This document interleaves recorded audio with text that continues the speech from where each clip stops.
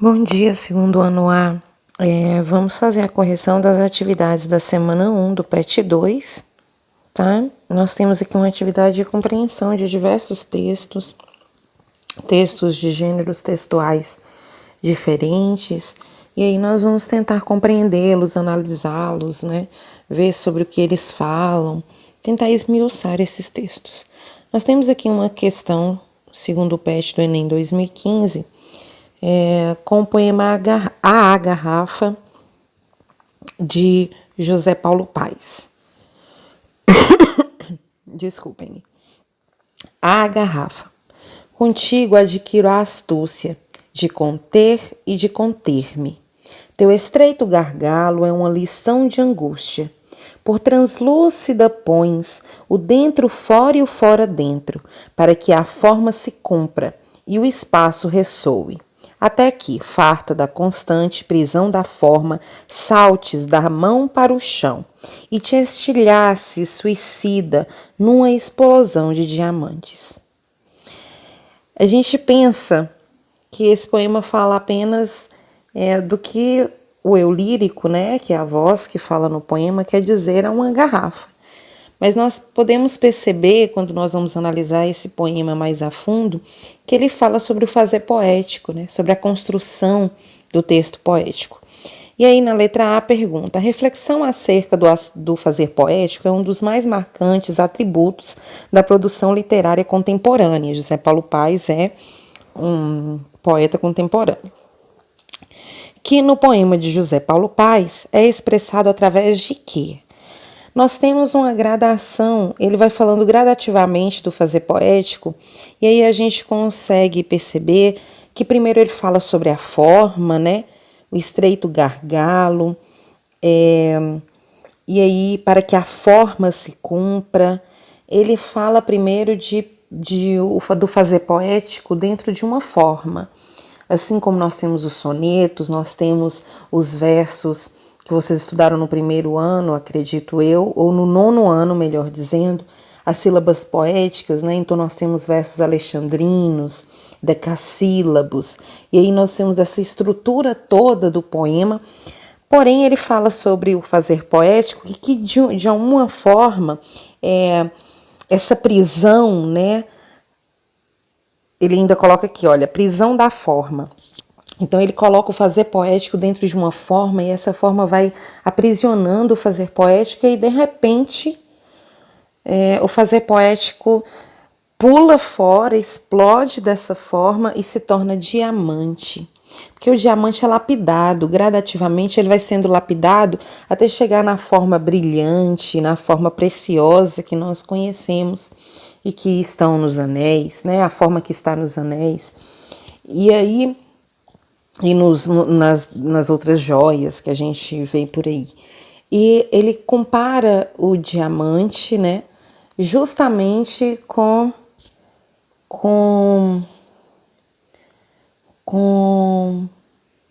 a lapidação do texto poético, que não precisa ser feito apenas dentro de uma forma. A poesia contemporânea, né, o fazer poético contemporâneo, ele não busca tanto a forma. Lógico que nós temos expressão artística e expressão poética através dos sonetos. Muita gente ainda produz sonetos, muitos poetas ainda produzem sonetos. Nós temos o próprio Vinícius de Moraes, que é compositor da música da questão número 2, né, que tem muitos sonetos. Então nós temos ainda produções dentro da forma, obviamente, mas nós temos principalmente na poesia contemporânea a poesia feita da forma como o autor quer, né? A poesia que não se encaixa dentro de uma forma apenas. E aí José Paulo Paes traz em seu poema, em um poema que não é tão formal, né? Um poema que não tem uma forma tão bem definida, ele traz a explicação sobre o fazer poético e que sai da forma, né? Que se explode e olha como ele coloca aqui, da mão para o chão e te estrilhasse suicida numa explosão de diamantes. Então as palavras, é como se as palavras no fazer poético, elas pulassem fora da forma, né? Da forma. Elas elas se explodissem, e assim elas se tornam tão belas quanto os diamantes, né? Então a gente pode pensar por esse lado, o fazer poético dentro dessa poesia de José Paulo Paes. Eu acredito que a gente precisaria de uma análise anterior desse poema, uma análise mais minuciosa, mas não é o que é proposto aqui, né? Nós temos os diamantes sendo lapidados e que ele tem diversas formas. Nós podemos ver também o sentido das palavras, né? Nós temos palavras que têm muitos significados, né? Então a plurissignificação das palavras, que dentro do texto poético podem ter outro sentido. Nós, a princípio, por exemplo, pensamos que esse poema era só um desabafo do eu lírico para uma garrafa, e a gente vê que no final das contas ele está com devaneios, ele está tratando sobre o fazer poético, né? Então nós temos dentro da poesia, dentro da linguagem figurada, a ideia de que as palavras elas podem significar mais do que os seus conceitos denotativos, né, os seus conceitos reais querem dizer. As palavras elas dizem muito mais.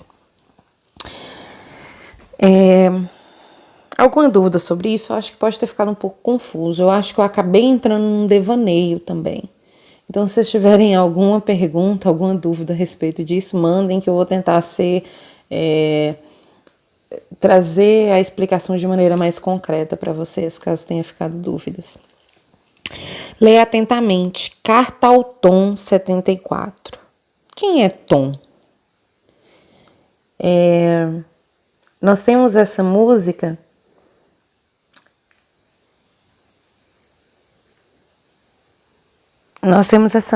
essa canção de Toquinho e de Vinícius de Moraes. E quem é Tom? Nessa carta, né, nessa música Carta, nós vemos que o eu lírico está falando, né, da sua cidade amada, Rio de Janeiro. E quem é Tom? Tom é o amigo deles, é Tom Jobim. Tom Jobim, que escreve e que fala tanto da beleza do Rio de Janeiro, né?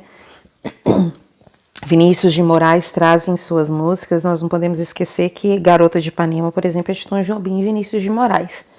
Então, nós temos aqui 3 compositores que falam muito a respeito da cidade maravilhosa, a cidade em que passaram a vida, a cidade em que conquistaram muitas coisas, a cidade em que viveram muitos anos. E aí, a cidade ela é muito presente na composição poética e musical desses 3 autores, né, desses 3 compositores. E aí nós vemos aqui uma Carta ao Tom 74. Vamos ver sobre o que é essa canção, né, essa letra de canção fala. Rua Nascimento Silva, 107. Você ensinando para Elisete as canções de canção do amor demais. Lembra que tempo feliz? Ah, que saudade! Ipanema era só felicidade. Era como se o amor doesse em paz.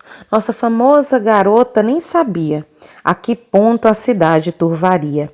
Esse rio de amor que se perdeu. Mesmo a tristeza da gente era mais bela. E além disso, se via da janela um cantinho de céu e o Redentor. Meu amigo, só resta uma certeza. É preciso acabar com essa tristeza. É preciso inventar de novo amor. O trecho da canção de Toquinho e Vinícius de Moraes apresenta marcas do gênero textual carta. Apesar de ser uma canção, né, de pertencer ao gênero textual letra de canção, logo pelo título a gente já vê que a gente tem dentro desse texto marcas do gênero textual carta, que é quando o interlocutor envia uma mensagem, né, para alguém, e essa pessoa, né, o destinatário, o emissor da mensagem, né, e o receptor dessa mensagem, o seu interlocutor, o destinatário, ele lê essa mensagem e ele pode responder também, né? Existe aí um diálogo. entre os interlocutores, entre o emissor e o destinatário, assim fica mais claro. E aí, a pergunta está bem mal formulada, assim, mas nós temos dentro desta letra de canção marcas do gênero textual carta, possibilitando a interação entre o eu poético e o interlocutor, ou seja, o eu lírico e para quem ele escreve, né, quem está recebendo essa mensagem. Nós veremos qual destas letras corresponde, né, responde melhor sobre o que a canção fala, sobre o que ela quer dizer. A letra A interação entre o eu poético e o interlocutor, ela acontece, né, de forma que eles compartilham uma visão realista sobre o amor em sintonia com o meio urbano. Não, nós não temos uma visão realista, nós não temos uma visão direta, né, uma visão concreta, não temos. Letra B, troquem notícias em tom nostálgico sobre as mudanças ocorridas na cidade? Sim. É a letra B, a letra que melhor diz, né, ou agrega dentro da alternativa, é a alternativa que melhor se adequa, na verdade, melhor dizendo, ao que a carta pretende trazer. Nós temos um eu lírico extremamente nostálgico. O que é nostalgia? É aquela saudade, e é aquela saudade que valoriza mais o passado do que o presente. Então ele fala de uma cidade que era muito melhor, de uma cidade... Existe até uma parte que fala assim... olha aqui. Nossa famosa garota nem sabia a que ponto a cidade turvaria. Então, a cidade de hoje não é como era antes. A cidade de antes era muito melhor. Então, ele fala, esse eu lírico, ele fala assim, de forma nostálgica a respeito do passado. E ele liga a cidade ao sentimento do amor, né? Então, é a letra B. Letra C. Essa canção permite que os interlocutores façam confidências, uma vez que não se encontram mais no Rio de Janeiro. A gente não pode afirmar que não estão no Rio de Janeiro, né? Letra D. Tratem pragmaticamente sobre os destinos do amor e da vida citadina. Não, nós não temos uma visão pragmática. Nós não temos uma visão prática sobre o amor e sobre a vida e sobre a cidade. Não temos. Aceitem as transformações ocorridas em pontos turísticos específicos? Não. Primeiro, que não existe apenas pontos turísticos específicos, eles são citados, mas em nenhum momento ele diz para aceitar, né? Apesar que, ao final, ele fala, é preciso inventar de novo o amor. Esta pode ser uma questão interessante. A letra E, quando ele fala que é preciso inventar de novo o amor, é o amor pela cidade, né? É preciso, a cidade se modificou tanto, a cidade já não é o que já foi um dia, e aí é preciso que a gente invente o amor por essa cidade novamente. Então a letra E, ela também se encaixa. De todas, eu acredito que pode ser a letra B, porque existe sim um tom nostálgico sobre as mudanças ocorridas na cidade, sobre o que a cidade era e não é mais. Mas quando ele fala que é preciso inventar de novo o amor, ele também diz que eles precisam parar com a tristeza, porque não vai adiantar, as mudanças já ocorreram, né? E aí eles precisam inventar de novo o amor pela cidade, o amor por aquela terra, né? Por aquele espaço em que eles vivem. Pode ser as duas, na minha opinião. Pode ser que existam outros professores que discordem de mim, mas eu vejo sim que as duas podem representar o que esse diálogo entre interlocutores pode querer dizer de maneira mais profunda. Alguma dúvida podem me mandar, por gentileza. Eu tenho a impressão de que hoje eu estou devaneando muito. nesses dois textos poéticos aí, musicais, né? Vamos lá, número 3. E agora a gente volta mais para a realidade. Explique a relação sugerida no texto entre o conhecimento teórico e o prático.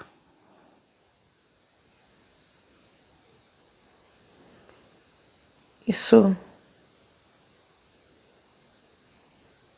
Nokia. O mundo todo só fala nele. Agora, liste o conhecimento de mundo e conhecimentos linguísticos.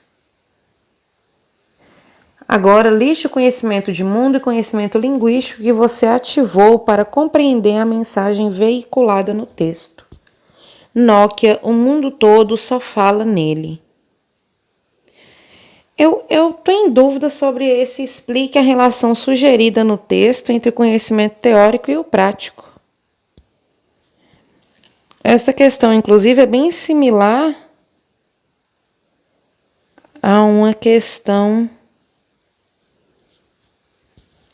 de uma atividade do primeiro ano, do PET do primeiro ano, e aí eu vou ignorar esse primeiro enunciado, tá, gente? Explica a relação sugerida no texto entre o conhecimento teórico e o prático.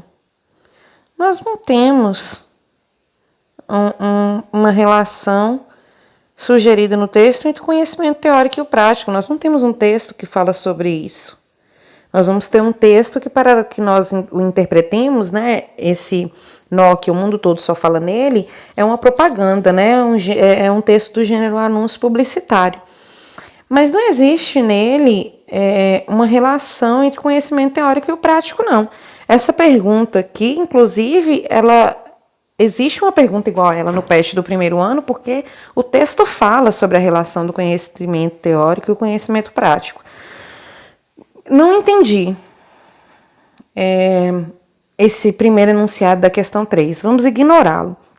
Vamos passar à parte que pede para que nós analisemos o anúncio publicitário e quais os conhecimentos necessários para que vocês e para que qualquer consumidor conseguisse entender esse anúncio. Esse anúncio que já é de algum tempo, né? É um anúncio mais antigo. Vamos lá, agora, liste o conhecimento de mundo e conhecimento linguístico que você ativou para compreender a mensagem veiculada no texto. Para mim, a nossa questão começa aí, tá? A questão de número 3. Aquele primeiro enunciado, para mim, não faz sentido dentro do contexto desse anúncio publicitário da Nokia aqui, tá? Então, vamos aqui. Letra A, conhecimentos de mundo. Quais são os conhecimentos de mundo que vocês precisaram ativar para compreender, que qualquer consumidor precisaria ativar para compreender esse anúncio? O principal conhecimento de mundo que a gente deveria ter é que Nokia é uma marca, né, de telefone celular. E que há algum tempo atrás, antes do advento dos smartphones, era a marca mais popular, né? Aqui no Brasil, principalmente. Era uma marca muito popular, uma marca muito resistente, uma marca muito prestigiada, né? Aqui no Brasil e em diversos lugares do mundo. Com o advento dos smartphones, nós vimos que outras empresas foram tomando o espaço, né, da telefonia celular, como a Apple, como o Samsung, LG, que já eram celulares que existiam antes, mas já eram marcas que existiam antes, com celulares que não eram smart ainda, mas que são marcas que passaram, né, que conseguiram tomar a frente da Nokia em relação à telefonia celular. Mas durante muitos anos a Nokia dominou o mercado, né, de telefonia celular, e Nokia, o mundo todo só fala nele. Então, para que a gente compreenda o anúncio, né, é importante que a gente ative o conhecimento de mundo de que Nokia é uma grande marca de celular e que dominou o mercado por muitos anos. Quais são os conhecimentos linguísticos para que a gente consiga compreender, né, o anúncio publicitário?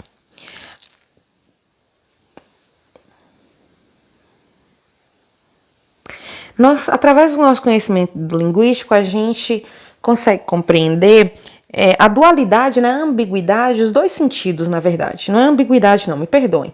Os dois sentidos que todo mundo só fala nele pode trazer. A gente tanto pode, principalmente quando a gente usa o fala nele, né? Esse verbo fala e o pronome nele. Nós podemos tanto interpretar que só fala nele, que nós só falamos a respeito dele, ou que a gente só fala nele porque a gente só utiliza no Nokia para nos comunicarmos, né?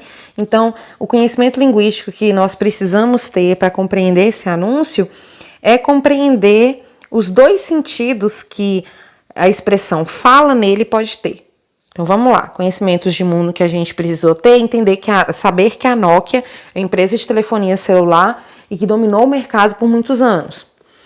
Qual o conhecimento linguístico? É que a gente compreenda que fala nele, a expressão fala nele, pode ter dois sentidos. E quais são esses dois sentidos que o autor do texto publicitário quis trazer? É justamente esse, que Nokia, o mundo todo só fala nele, ou seja, a gente só se comunica através dele, a gente só fala a gente só se fala através de celulares Nokia.